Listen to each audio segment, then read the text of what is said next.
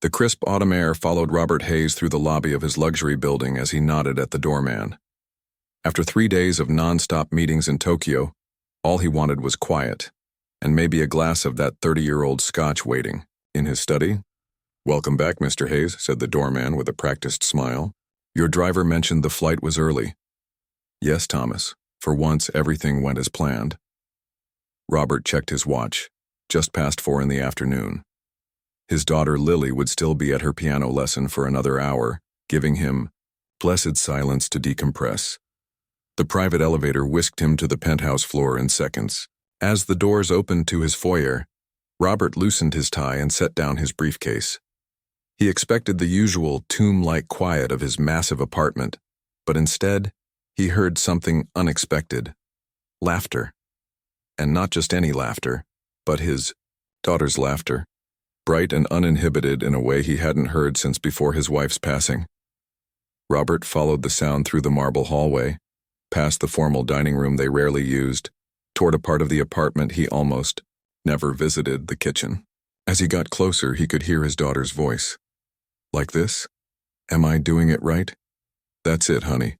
Now put more pressure with your palms. Don't be afraid of the dough." Robert recognized the second voice as belonging to Mrs. Diane Jackson, their housekeeper for the past 15 years. He stopped at the kitchen doorway, taking in the scene before him. The immaculate kitchen, designed by a famous chef and photographed for architectural magazines, looked like it had been hit by a flower bomb. White powder dusted every surface. In the middle of it all stood his 16-year-old daughter, her dark hair pulled back in a messy ponytail, her private school uniform covered by an apron that had once been white, but was now spotted with what looked like butter and some kind of fruit filling. Beside her stood Mrs. Jackson, her graying hair covered with a colorful scarf, patiently guiding Lily's hands as they worked together on what appeared to be biscuit dough. "You've got to be gentle, but firm," Mrs. Jackson was saying. "Baking is all about balance. Too rough and the dough gets tough. Too soft and it never comes together right." His daughter nodded with intense concentration, her face showing more focus than he'd ever seen during her sessions with the expensive math tutor he'd hired.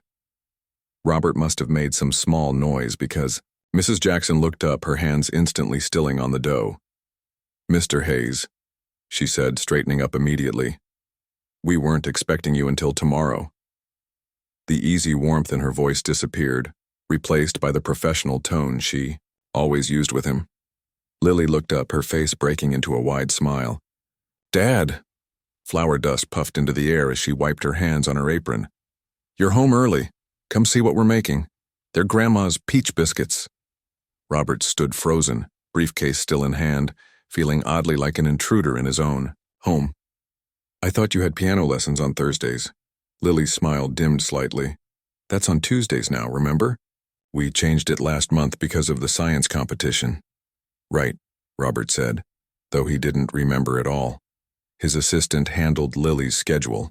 He just signed the checks for the endless parade of tutors and instructors meant to give his daughter every advantage in life. Mrs. Jackson had already stepped back from the island counter, her hands clasped in front of her flour-dusted apron. "I can clean this up right away, Mr. Hayes." No, Robert said, stepping awkwardly into the kitchen. "Don't stop on my account." He set his briefcase on a clean section of counter, feeling strangely out of place in his tailored suit amidst the homey chaos. "Dad, you have to try one from the first batch," Lily said, pulling him by the arm toward the cooling rack where golden brown biscuits sat. "They're just like the ones Mom used to make on Sundays, remember?" Robert did remember. Sunday mornings, the smell of baking filling their first apartment. Long before he'd made his first million, when Caroline would insist on making breakfast herself instead of ordering in. His chest tightened at the memory. "Mrs. Jackson has been teaching me all of Mom's recipes," Lily continued, her words tumbling out excitedly. "We've been cooking together every Thursday for weeks. I wanted to surprise you with a real family dinner like we used to have." Robert glanced at Mrs. Jackson, who kept her eyes lowered. "I see. Try one, Dad. Please." Lily held out a biscuit, still warm. Robert took it, aware of both his daughter's hopeful gaze and Mrs. Jackson's careful neutrality. He took a bite, and suddenly he was transported back in time. The exact taste of Caroline's biscuits, perfectly recreated. It's very good," he managed to say around the lump in his throat. Lily beamed. "Mrs. Jackson has all of Mom's recipes memorized. Did you know she went to cooking school? She could have been a chef in a fancy restaurant." Robert looked at Mrs. Jackson with new curiosity. In 15 years, he realized he'd never asked about her life before she came to work for them. "Is that true?" he asked. Mrs. Jackson nodded slightly. "I studied culinary arts in my younger days, Mr. Hayes." "She's amazing, Dad," Lily said, returning to the dough. "Watch this." As Lily demonstrated her newfound baking skills, Robert watched, the easy way Mrs. Jackson guided her, the natural back and forth between them. When had his serious, quiet daughter become this animated young woman? And why was it happening in his kitchen with his housekeeper, rather than with him? "Mr. Hayes, would you like to join us?" Mrs. Jackson asked, her voice still formal but her eyes kind. "There's plenty of dough left." I have some work calls to make," he said, stepping back. "But don't let me interrupt. Carry on." As he turned to leave, he caught a glimpse of disappointment on Lily's face before she quickly covered it with a smile. "Okay, Dad. Will you at least be home for dinner? We're making Mom's chicken pot pie too." "I'll try," he said, knowing even as he said it that he'd probably end up working in his study until late, as he did most nights. Walking back through his silent, spotless apartment to his study, the sound of laughter resumed behind him. Robert loosened his tie further, suddenly feeling like it was choking him. His phone buzzed with messages from his executive team, but for once he didn't immediately reach for it. Instead, he found himself thinking about the scene in the kitchen, about his daughter's smile, about Mrs. Jackson's patient instructions, about the taste of Caroline's biscuits that he thought he'd never experience again. Something was happening in his own home that he knew nothing about. And for the first time in years, Robert Hayes wondered what else he might be missing. Robert sat in his study, staring at the financial reports on his computer screen without really seeing them. The numbers that usually commanded his full attention now blurred before his eyes as his mind kept returning to the scene in the kitchen. He'd ended up joining Lily and Mrs. Jackson for dinner after all, sitting somewhat awkwardly at the kitchen island rather than in the formal dining room where they usually ate on the rare occasions he made it home for dinner. The chicken pot pie had been exactly like Caroline's, the perfect flaky crust, the rich filling with just the right amount of herbs. Lily had chattered through the meal, more animated than he'd seen her in years, explaining the cooking techniques she'd learned, and all the recipes she wanted to master next. Robert checked his watch. Nearly midnight. Lily would be asleep by now, but he suspected Mrs. Jackson might still be tidying up. The kitchen had been spotless when they finished dinner, but she always did a final check of the apartment before leaving. He made his way through the silent apartment, noticing for the first time in ages the family photos that lined the hallway, pictures that Mrs. Jackson dusted faithfully each week while he hurried past without looking. There was Caroline holding baby Lily, his wife's smile radiant despite her exhaustion. There they were on vacation in Italy, Lily about 7 years old, gelato smeared across her grinning face. And there, the last family photo taken before Caroline's diagnosis, all three of them dressed up for a charity gala, unaware of how little time they had left. Robert found Mrs. Jackson in the laundry room, folding Lily's clothes with practiced efficiency. "Mrs. Jackson, could I have a word with you when you're finished?" She looked up, her expression carefully neutral. "Of course, Mr. Hayes. I'm nearly done here. I'll be in my study." 10 minutes later, there was a soft knock on his study door. Mrs. Jackson stood in the doorway, her coat on and purse in hand, ready to leave for the night. "You wanted to speak with me, sir?" "Yes, please come in, have a seat." Robert gestured to the leather chair across from his desk. Mrs. Jackson sat primly on the edge of the chair, her back straight, hands folded in her lap. In 15 years of employment, he realized, she had rarely been in this room except to clean it. "I wanted to ask you about the cooking lessons with Lily," he began, keeping his tone even. "I apologize if I overstepped, Mr. Hayes," Mrs. Jackson said immediately, Lily asked me to teach her, and I thought. Robert held up a hand. I'm not upset, Mrs. Jackson. I'm just curious. When did this start? Mrs. Jackson relaxed slightly. About 2 months ago. Lily found an old recipe card in a book that belonged to your late wife. She asked if I knew how to make it. And you did? Yes. Your wife and I often cooked together when you first hired me, before she became ill. This was news to Robert. Caroline cooked with you? But we had a chef back then. A small smile touched Mrs. Jackson's lips. Only for dinner parties. For family meals, Mrs. Hayes preferred to cook herself with a little help. She said restaurant food was for business, but home cooking was for love. Robert felt a pang in his chest.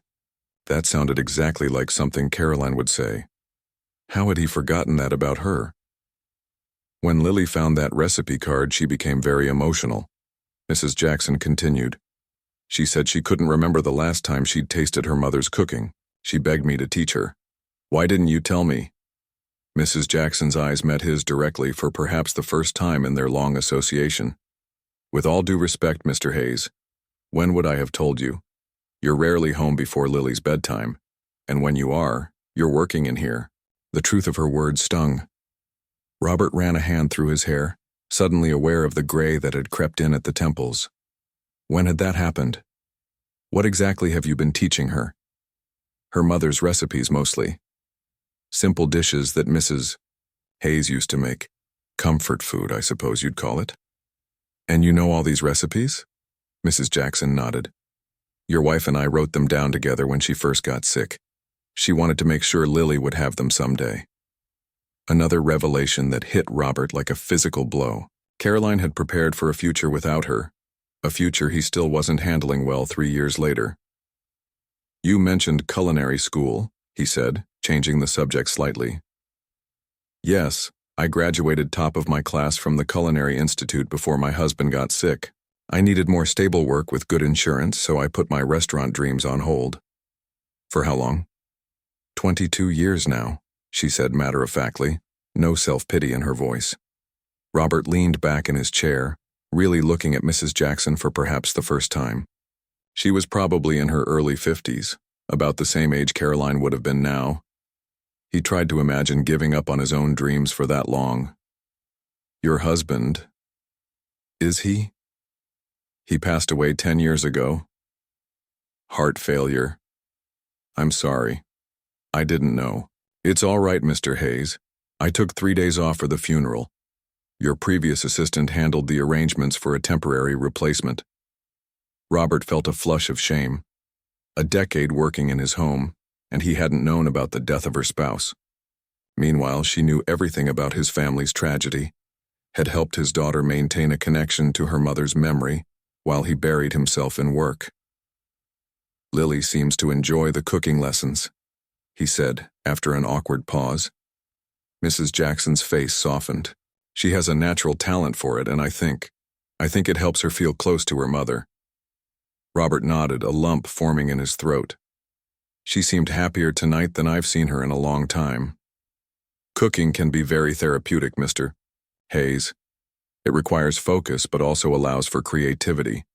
It's good for her. Robert drummed his fingers on his desk, thinking. You said Caroline wanted Lily to have these recipes someday.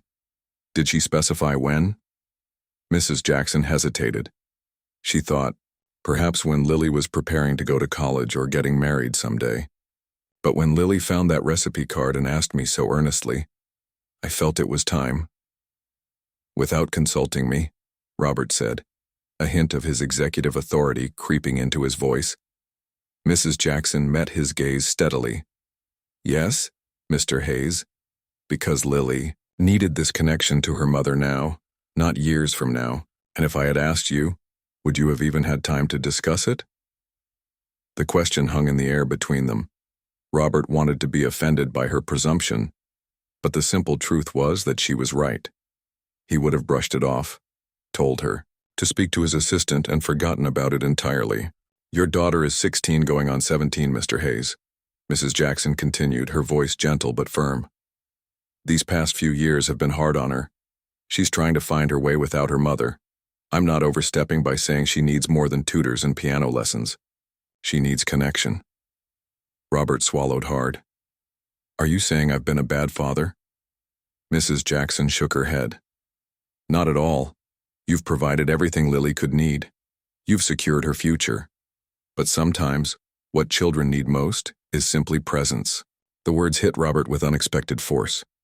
Presence. Something he'd been lacking even before Caroline's death, if he was honest with himself. Always another deal to close, another meeting to take, another crisis to manage. Do you have children, Mrs. Jackson? He asked suddenly. A son. He's a junior at Howard University now, pre-med. Pride was evident in her voice, and Robert felt a spark of curiosity about this woman who had been in his home for 15 years, but remained largely a mystery to him. You must be very proud. Every day, she said simply. He was the reason I put my own dreams aside, so he could have a shot at his. They sat in silence for a moment, the vast differences in their lives somehow less important than the common ground they shared as parents. It's getting late, Mrs. Jackson said finally. I should be going. I have a long commute. How long? Robert asked, realizing he had no idea where she lived. About an hour and a half each way. I take the train to the Bronx, then a bus. 3 hours of commuting every day? Robert was genuinely shocked. For 15 years? Mrs. Jackson stood up, smoothing her skirt. The salary you pay makes it worthwhile, Mr. Hayes. My son will graduate without debt, and that's what matters to me. As she turned to leave, Robert found himself asking, would it be all right if the cooking lessons continued? Mrs. Jackson paused at the door. Of course, Lily would be delighted. Perhaps. Robert cleared his throat. Perhaps I could join sometimes, when I'm not traveling? A genuine smile spread across Mrs. Jackson's face. I think Lily would like that very much, Mr. Hayes. After she left, Robert sat alone in his study, the house quiet around him. For the first time in years, he felt the emptiness of it, not as a peaceful retreat from his busy life, but as a symbol of what was missing. He picked up a framed photo from his desk. Caroline laughing at the camera, her arms around a 10-year-old Lily. I think I've been missing something important, he whispered to his late wife's image. But I'm going to try to fix it. The next morning, Robert did something he couldn't remember doing in years. He joined Lily for breakfast. Usually he was either traveling or locked in early video calls with international offices while his daughter ate alone before school. The surprise on Lily's face when he walked into the kitchen made him realize just how rare this was. Dad, is everything okay? She asked, pausing with her spoon halfway to her mouth. Everything's fine, he said, pouring himself a cup of coffee. I thought we could have breakfast together. Lily's face lit up. Really? Don't you have calls with Hong Kong or something? They can wait, Robert said, settling onto a stool at the kitchen island beside her. Tell me about school. How are your classes going? As Lily launched into a description of her science project and the literature paper she was working on, Robert found himself actually listening rather than just nodding, while his mind wandered to work issues. He noticed things he'd missed before. How she used her hands when she talked, just like Caroline had. How her eyes sparkled when she discussed the topics that interested her. So anyway, Lily continued, that's why Mrs. Jackson is going to help me make French macarons this weekend. They're super hard, but she says they're a good chemistry lesson. She said that? Robert asked, surprised. Lily nodded enthusiastically. Mrs. Jackson says cooking is just applied science mixed with art. Did you know she almost opened her own restaurant once? She showed me her old business plan and everything. Robert thought about what Mrs. Jackson had told him the night before about putting her dreams on hold. When was this? Before her husband got sick, I think. She doesn't talk about it much, but I found some of her old notebooks when we were looking for Mom's recipes. Lily's face grew serious. Dad, Mrs. Jackson is really talented, like, really talented. I don't understand why she's working for us instead of having her own restaurant. Out of the mouths of babes, Robert thought. Leave it to his teenage daughter. to ask the obvious question that had never occurred to him. Life is complicated sometimes, honey. People make choices based on circumstances we might not understand. Lily frowned. But it's not fair. She could be famous with her cooking. Instead, she spends her time cleaning up after us. The simple truth of his daughter's observation hit Robert hard. He'd built his entire business on recognizing untapped potential, on finding diamonds in the rough and giving them the resources to shine. Yet he'd had an extraordinary talent working in his home for 15 years and had never once noticed. Maybe you're right, he said thoughtfully. Maybe it's not fair. Are you really going to join us for cooking on Thursday? Lily asked, changing the subject. Mrs. Jackson said you might. I will. I've already cleared my schedule. The look of surprise and joy on his daughter's face made Robert's chest tighten. Such a simple thing, rearranging a few meetings to spend time with his child, and yet it clearly meant the world to her. Really? You're not just saying that? Really? I want to learn too. Maybe you can teach me what you've learned so far. Lily bounced slightly on her stool. That would be awesome. We're making Mom's lasagna this week. It's going to be so good. As Robert watched his daughter finish her breakfast, chattering excitedly about recipes and techniques, he felt something he hadn't experienced in a long time, a sense of rightness, of being exactly where he needed to be. Thursday arrived, and true to his word, Robert made it home by 4 o'clock just as Mrs. Jackson was setting up for the cooking lesson. He'd changed out of his suit at the office, opting instead for casual slacks and a sweater. When he walked into the kitchen, both Lily and Mrs. Jackson looked up in surprise. You're here, Lily exclaimed, rushing over to hug him. And you're early. I said I would be, didn't I? Robert hugged her back, noticing how tall she'd gotten. When had that happened? Mrs. Jackson gave him a small nod. Good afternoon, Mr. Hayes. We're just about to start preparing the ingredients for the lasagna. What can I do to help? He asked, rolling up his sleeves. Mrs. Jackson seemed momentarily flustered by his offer of assistance. Well, you could chop the onions and garlic if you'd like. I've never actually chopped an onion, Robert admitted. But I'm willing to learn. What followed was an education in more ways than one. Under Mrs. Jackson's patient guidance, Robert learned the proper way to hold a knife, how to dice an onion without crying, mostly, and the importance of mise en place, having all ingredients prepared before starting to cook. More importantly, he watched the easy rapport between Mrs. Jackson and Lily, the way his daughter soaked up not just cooking knowledge but life wisdom that was casually imparted along the way. Cooking sauce is like handling people, Mrs. Jackson said as she showed Lily how to stir the bubbling tomato mixture. Too much heat and pressure, and things boil over and make a mess. Too little attention and everything sticks and burns. You need the right balance of care and space. Robert found himself taking mental notes, not just about cooking techniques but about the natural way Mrs. Jackson connected with Lily. There was respect there and genuine affection, but also clear boundaries. Mrs. Jackson never tried to replace Caroline, yet she filled a nurturing role that had been missing in Lily's life, and, if he was honest, in his own. As they worked together assembling the layers of the lasagna, Robert asked, Mrs. Jackson, where did you learn to cook like this? My grandmother taught me the basics, she replied, carefully placing a pasta sheet over the ricotta mixture. Then culinary school formalized what I already knew. But the real learning comes from doing, from making mistakes and fixing them. She never makes mistakes now, Lily chimed in admiringly. Mrs. Jackson laughed, a warm, genuine sound that Robert realized he'd rarely heard before. Oh, I still make plenty of mistakes, honey. I've just learned how to recover from them so smoothly that no one notices. That's a life skill worth learning, Robert commented. Mrs. Jackson looked at him with surprise, as if not expecting philosophical agreement from her employer.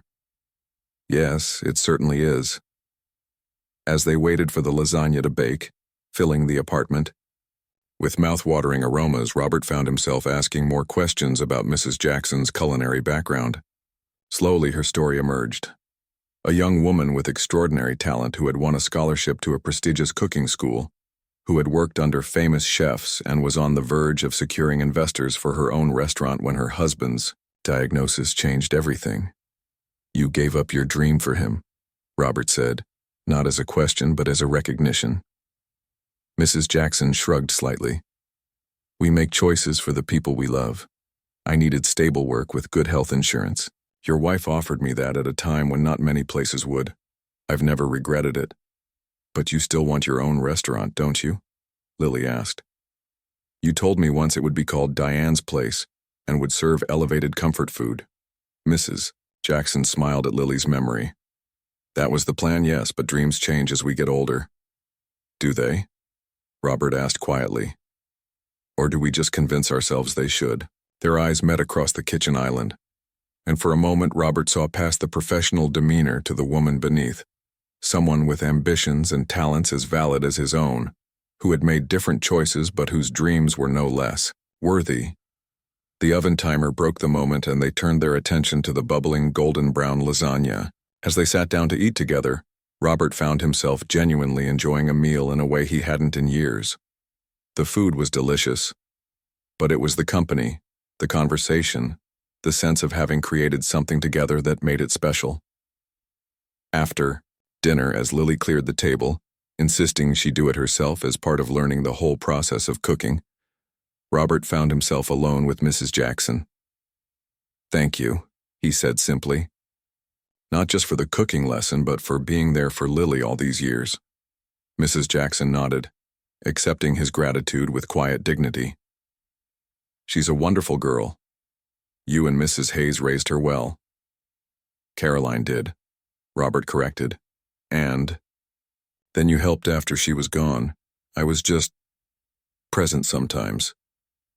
"You've always provided for her," Mrs. Jackson said kindly. "Providing isn't the same as parenting, is it?" Robert said, the realization hitting him with force. "I've been her financial support, but not much else since Caroline died." Mrs. Jackson didn't contradict him, which was answer enough. "I'd like to change that," he continued, "and I'd like to ask for your help." "My help?" Mrs. Jackson looked surprised. "Yes, I'd like these cooking lessons to continue. For both of us, and maybe—" He hesitated, then pressed on. "Maybe you could help me understand what I've been missing in Lily's life. The things Caroline would have known instinctively that I seem blind to."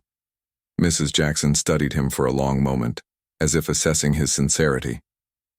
"Mr. Hayes, with all due respect, are you asking your housekeeper to help you be a better father, That way, it did sound strange." Robert ran a hand through his hair. "I suppose I am. Is that inappropriate?" To his surprise, Mrs. Jackson smiled. "No, it's actually one of the most appropriate things you've ever asked of me. I'd be honored to help in whatever way I can." As she turned to go help Lily with the dishes, Robert added, "And Mrs. Jackson, I think it's time you called me Robert, at least during these cooking lessons. If we're going to break bread together, we should be on a first-name basis." Mrs. Jackson paused, visibly processing this shift in their long-established dynamic. Then she nodded. "All right, Robert. In that case, you should call me Diane."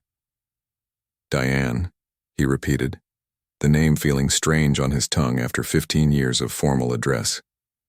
"Thank you, Diane." Later that night, after Mrs. Jackson, Diane, had gone home and Lily had gone to bed, Robert sat in his study looking at old family photos. There was Caroline in their first tiny apartment, proudly displaying a burnt attempt at a soufflé, both of them laughing at the disaster. There was baby Lily in her high chair, face smeared with pureed carrots. So many moments of ordinary family, life that he'd taken for granted and then lost. "I think I'm starting to understand," he whispered to Caroline's image. "And I'm going to try to do better. For Lily. For both of us." Over the next few weeks, a new routine formed in the Hayes household. Every Thursday, Robert made it home by 4 o'clock for cooking lessons. Sometimes he had to leave important meetings or reschedule calls, causing his executive team no small amount of confusion about his suddenly unavailable Thursday afternoons. but the look on Lily's face when he walked through the door made it all worthwhile. The kitchen became the heart of their home again, filled with conversation and laughter. Under Diane's guidance, they mastered Caroline's chicken pot pie, her famous chocolate chip cookies, and the Sunday morning pancakes that had once been a family tradition. One Thursday, Robert arrived to find Lily and Diane poring over a worn, leather-bound book he'd never seen before. "What's that?" he asked, setting down his briefcase. Lily looked up, her eyes shining. "Mom's recipe book, Diane, has been keeping it all these years." Robert moved closer, peering over his daughter's shoulder. The pages were filled with Caroline's distinctive handwriting, complete with notes and little doodles in the margins. Some recipes had stars next to them, others had modifications, and many had small notes about when they'd been served or who particularly enjoyed them. Christmas Eve 2010, Robert had thirds, was scribbled next to a beef bourguignon recipe. Lily's 5th birthday was noted beside a chocolate cake recipe. "I didn't know this existed," Robert said, his voice thick with emotion. Diane nodded. "Caroline started it when you were first married. When she got sick, we worked together to finish it. She wanted to make sure all the family recipes were preserved for Lily." Robert gently took the book, turning the pages with reverent care. It was like having a piece of Caroline back, her handwriting, her notes, her memories captured in food. How had he not known about this treasured family heirloom? "Why didn't you show me this before?" he asked Diane. She hesitated before answering. Caroline was specific about it being for Lily when the time was right. "I've been waiting for that moment." Robert nodded, understanding. In his grief after Caroline's death, he might not have appreciated the book's significance. He might have stored it away somewhere, unable to face the memories it contained. But now, it felt like a gift, a connection to his late wife that had been preserved by someone who understood its value. "Thank you for keeping this safe," he said to Diane, his voice sincere. She nodded, accepting his gratitude with quiet dignity. It was important to Caroline, so it was important to me. As they cooked together that evening, making Caroline's favorite pasta primavera, Robert found himself asking Diane more about her own culinary ambitions. "You mentioned once having a business plan for your restaurant," he said as he chopped vegetables. "Do you still have it?" Diane looked up from the pot she was stirring. "Somewhere in my apartment, probably gathering dust, in a box." "Why do you ask?" "Just curious. What kind of restaurant did you want to open?" A faraway look came into Diane's eyes. Nothing fancy or pretentious. Just good, honest food with roots in my family's traditions, but elevated with professional techniques. Comfort food with a twist, I suppose you could call it. Like the dishes you've been teaching us? Similar, yes. My grandmother was from New Orleans and my grandfather was from Jamaica.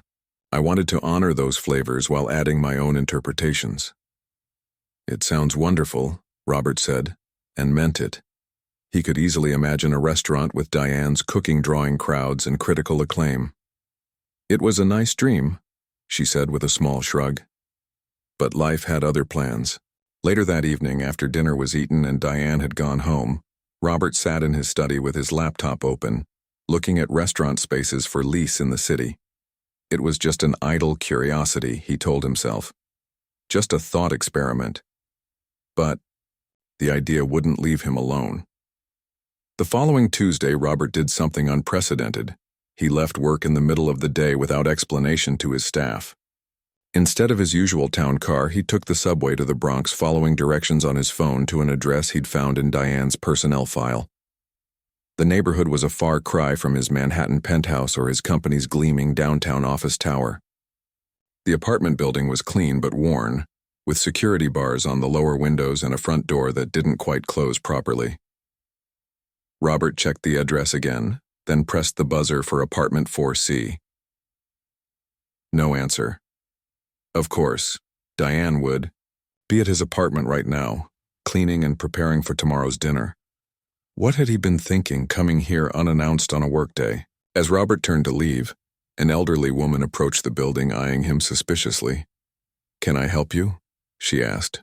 her tone making it clear that she was more concerned about protecting the building than actually helping him. I was looking for Diane Jackson's apartment, but I just realized she's at work right now, Robert explained.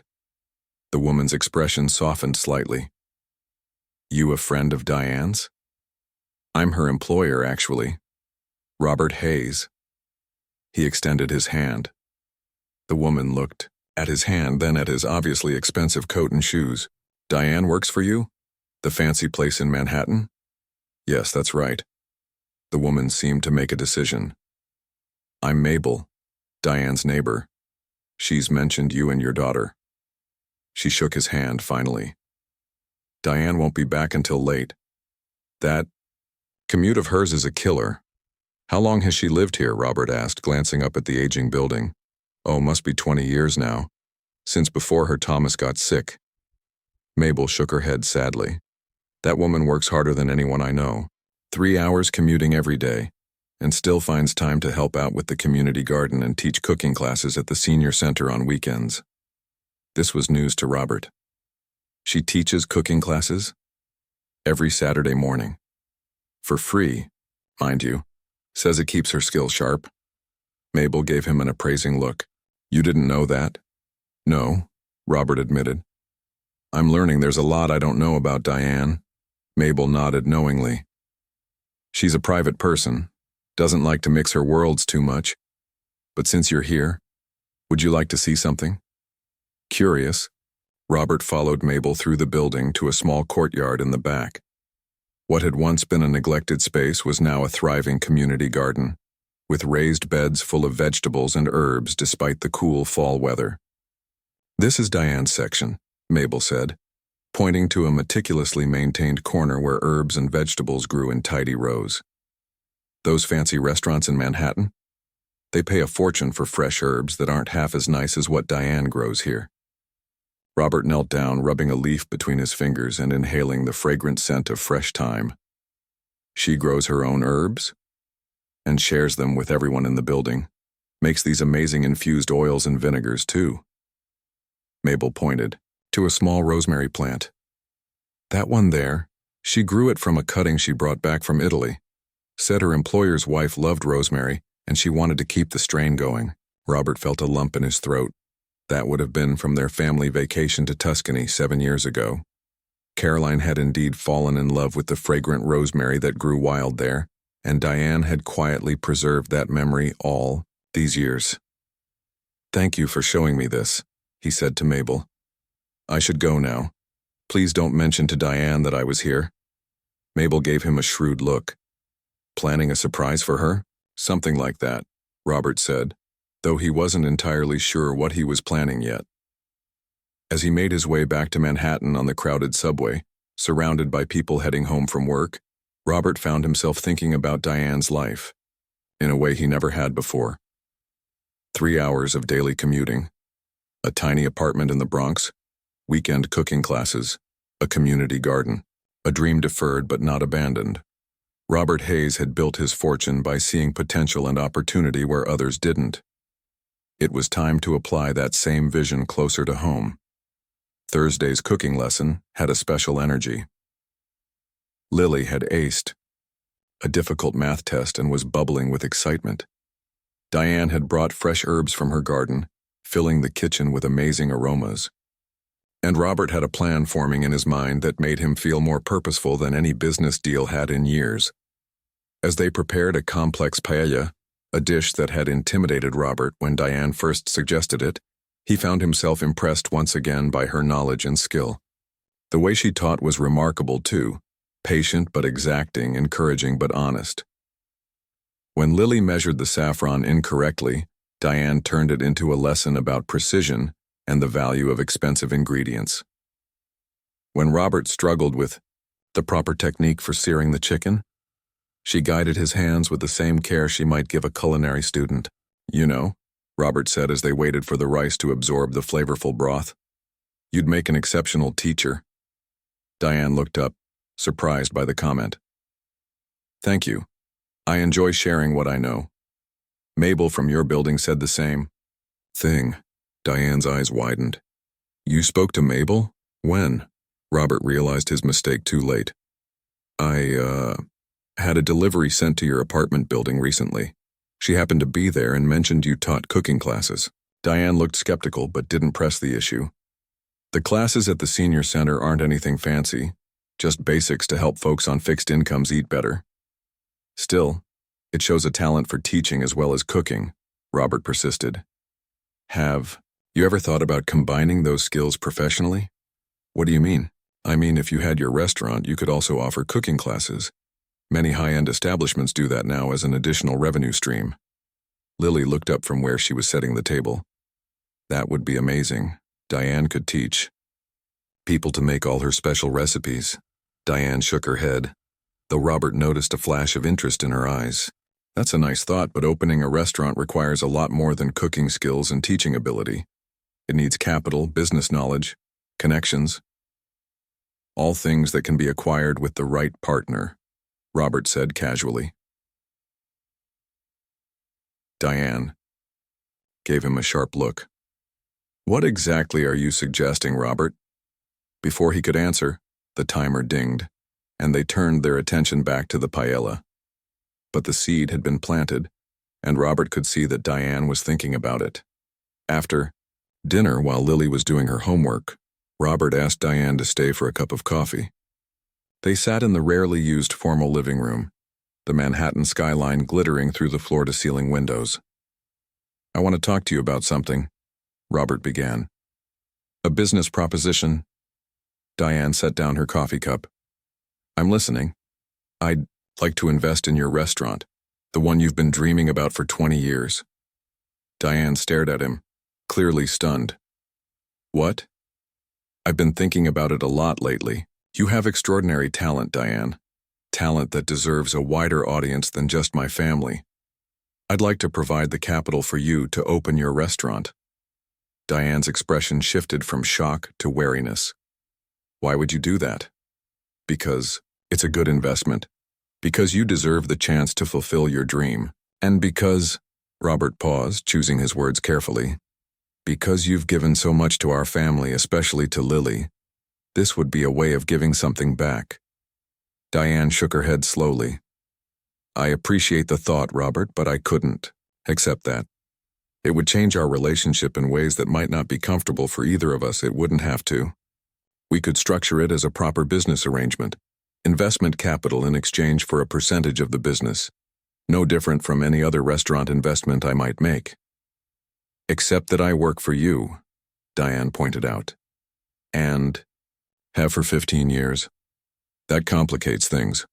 Robert nodded, acknowledging the point. Then maybe it's time for that to change. Maybe it's time for you to work for yourself, with me as a silent partner rather than an employer. Diane was quiet for a long moment, her eyes focused on the view outside the window. I stopped believing that dream was possible a long time ago, she finally said. It's hard to let myself consider it now. Will you at least think about it? Robert asked. No pressure, no timeline, just think about it. Diane met his eyes, and for the first time, Robert saw her not as his housekeeper, but as a woman with dreams and talents equal to his own. Dreams that circumstances, not ability, had prevented her from pursuing. I'll think about it, she agreed, softly. Later that night, after Diane had gone home and Lily was asleep, Robert sat in his study with a glass of scotch looking out at the city below. He'd made his fortune by recognizing opportunity and acting decisively. But this felt different, more personal, more meaningful than any business deal he'd ever pursued. For the first time in years, Robert Hayes felt truly excited about a new venture. Not because of the potential financial return, but because of the potential to change a life, and in the process, perhaps, to change his own. 2 weeks passed with no mention of Robert's proposal. He didn't bring it up again, giving Diane the space to consider it without pressure. Their Thursday cooking lessons continued, and Robert found himself looking forward to them more than any other part of his week. The simple pleasure of creating something with his hands, of spending uninterrupted time with his daughter, of learning from Diane's patient instruction, it all filled a void in his life he hadn't fully recognized until now. One Thursday in Late November, Robert arrived home to find Lily alone in the kitchen, setting out ingredients. "Where's Diane?" he asked, hanging up his coat. "She called and said she'd be a little late. Something about meeting someone." Lily was practically bouncing with excitement. "Dad, I think she's been looking at restaurant spaces." Robert raised his eyebrows. "Did she tell you that?" "Not exactly," Lily admitted. "But I overheard her on the phone yesterday talking about square footage and hood ventilation. Those are restaurant things, right?" "They could be," Robert said, trying not to get his hopes up. "Let's not jump to conclusions, though." When Diane arrived 30 minutes later, she seemed different, energized in a way Robert hadn't seen before. She apologized for her tardiness and quickly got them started on the day's recipe: Caroline's Thanksgiving stuffing, in preparation for the upcoming holiday. As they worked, Robert noticed Diane stealing glances at him, as if wanting to say something but hesitating. Finally, as Lily stepped away to answer a text from a school friend, Diane turned to him. "I've been thinking about your offer," she said quietly. Robert nodded, trying to keep his expression neutral. And I have some ideas I'd like to discuss. Not now," she added quickly as Lily returned. "But perhaps after we finish today?" "Of course," Robert agreed, his heart beating faster with anticipation. The cooking lesson proceeded as usual, though Robert found it hard to concentrate. His mind kept wandering to what Diane might want to discuss. Had she decided to accept his offer? Had she found a location already, as Lily suspected? After dinner, when Lily went to call a friend about a school project, Diane pulled a folder from her bag. "I've been doing some research," she said, placing it on the kitchen island between them. "If we're going to discuss this seriously, I wanted to be prepared." Robert opened the folder to find a detailed business plan. Not the decades-old one she'd mentioned before, but a new one, freshly created. There were financial projections, menu concepts, staffing requirements, and even photos of potential locations. "You've been busy," he said, impressed by the thoroughness of her preparation. "I wanted to show you that I've thought this through," Diane said. "That I'm approaching it as a business opportunity, not a charity case." "I never thought of it as charity," Robert assured her. "Maybe not consciously," Diane replied. "But there would always be that dynamic between us if this was just you giving me money to fulfill a dream. That's why I've structured this as a proper business proposal." Robert skimmed through the detailed financials, noting her conservative revenue projections and careful attention to operating costs. It was a solid plan, the kind his investment team would approve of. "You've done your homework," he said. "This is very professional." "I've had 20 years to think about it," Diane said with a small smile. "And I took some business classes at community college after Thomas passed away, just in case an opportunity ever came along." Robert looked up from the papers. "You never gave up on the dream." "I put it on pause. There's a difference." Diane straightened her shoulders. "But before we go any further, there's something I need to make clear." "What's that?" "If we do this, we're partners, not employer and employee, not benefactor and recipient. Equal partners, with you as the financial investor and me as the creative and operational lead." Robert nodded. "That's exactly what I had in mind. And I'd want to do this properly," Diane continued. "I'd give appropriate notice, find you a replacement housekeeper, make sure Lily's cooking lessons could continue in some form. Of course, I wouldn't expect anything less." Diane took a deep breath. "And there's one more thing, the most important thing, actually." "What's that?" "I want to name the restaurant Caroline's." Of all the things Robert had expected her to say, this wasn't one of them. He stared at Diane, momentarily speechless. "Caroline always believed in my cooking," Diane explained, her voice soft with memory. "Even back when I was just getting started. Here she would ask for my opinions, try my recipes, encourage me to keep developing my skills. When she got sick and we worked on that recipe book together, she made me promise that I wouldn't give up on my restaurant dream forever." Diane looked down at her hands. "Naming it after her would be my way of honoring that belief she had in me." Robert felt a lump forming in his throat. "She never told me any of this. She didn't want to worry you." You had enough on your plate with her illness and running your company and taking care of Lily. Robert was quiet for a long moment, absorbing this new connection between his late wife and the woman who had been quietly preserving her memory all these years. I think, he said finally, his voice thick with emotion, that Caroline would be honored, and so am I. Diane's shoulders relaxed, as if she'd been holding herself tense in anticipation of his response. Thank you. No, Robert said, reaching across the island to cover her hand with his. Thank you for keeping her memory alive, for being there for Lily, for everything. Their eyes met, and in that moment something shifted between them. The last remnants of their employer-employee relationship falling away, replaced by something new. Partnership, mutual respect, and perhaps the beginnings of friendship. So, Robert said, turning back to the business plan, tell me more about these locations you're considering. The next 6 months were a whirlwind of activity. Diane gave her notice, though she continued the Thursday cooking lessons while Robert's new housekeeper, a capable woman named Mrs. Chen, took over the other household duties. Robert and Diane toured restaurant spaces throughout the city, finally settling on a charming corner location in the West Village with large windows and good foot traffic. Diane's vision began to take shape as they worked with architects and designers to create a warm, inviting space that would showcase her culinary talents. Lily threw herself into the project with teenage enthusiasm, offering opinions on everything from the logo design to the color of the napkins. For her 17th birthday, Robert surprised her with an internship at the restaurant, not because of nepotism, but because Diane had specifically requested her help with social media and marketing to younger customers. One evening in late May, a week before the restaurant's soft opening, Robert and Lily arrived at the nearly completed space to find Diane standing in the middle of the dining room, looking up at the new sign that had just been installed over the bar. Caroline's Kitchen and Table. What do you think? She asked, her voice betraying her nervousness. It's perfect, Robert said, taking in the warm wood tones, the comfortable banquettes, the open kitchen where diners could watch their food being prepared. The space was sophisticated without being pretentious, welcoming without being casual. Exactly like Diane's cooking. Mom would have loved it, Lily said softly, running her hand along the smooth marble bar top. Yes, Robert agreed. She would have.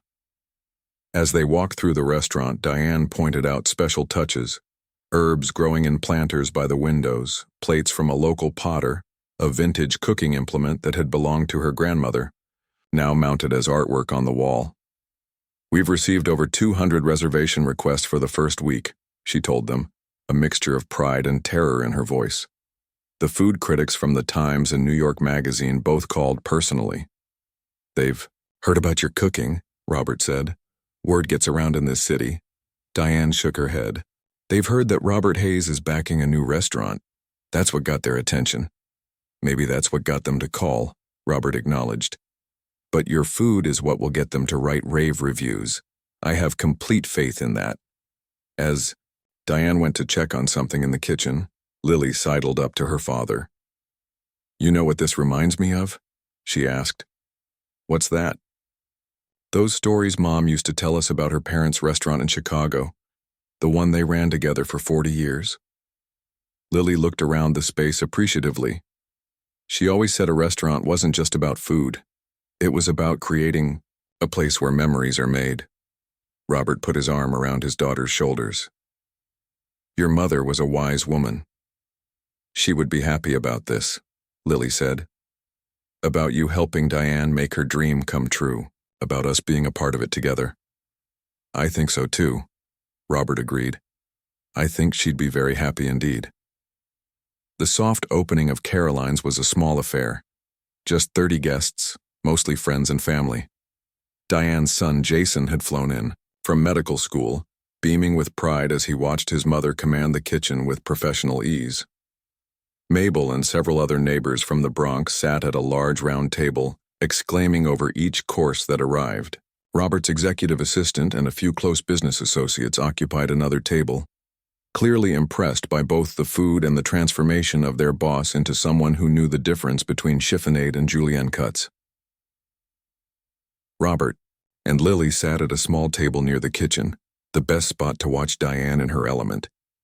Gone was the reserved housekeeper in her sensible shoes and plain clothes. In her place stood a confident chef in a crisp white jacket, directing her small but talented staff with quiet authority. "She looks different, doesn't she?" Lily observed, "like she's finally where she belongs." Robert nodded, watching as Diane plated a dish with artistic precision. We all deserve to find our place in the world. Sometimes it just takes longer than it should.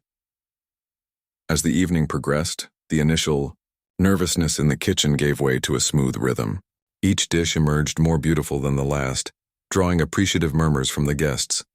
By the time dessert was served, a modern interpretation of Caroline's famous peach cobbler, the first recipe Diane had taught Lily, the restaurant hummed with the energy of a successful establishment.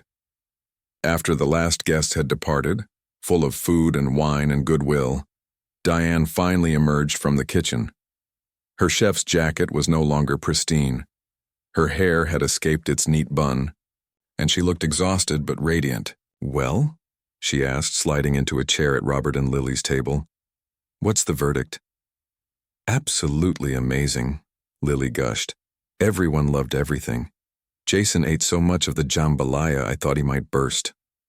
Robert nodded in agreement. "It was perfect, Diane, everything we hoped it would be." Diane let out a long breath as if she'd been holding it all night. "We did it," she said wonderfully. "We actually did it." "You did it," Robert corrected gently. "This is your vision, your talent. I just provided the backing." Diane shook her head. "No, this was a team effort. I couldn't have done it without you, both of you," she added, including Lily in her grateful smile. Robert raised his wine glass. "To Caroline's and to new beginnings." "To Mom," Lily added, raising her water glass. "To Caroline," Diane agreed softly, "who believed in dreams." As they sat in the quiet restaurant, exhausted but content, Robert thought about the journey that had brought them here. 6 months ago, he'd been a disconnected father, a workaholic widower, a man who barely knew the woman who had worked in his home for 15 years.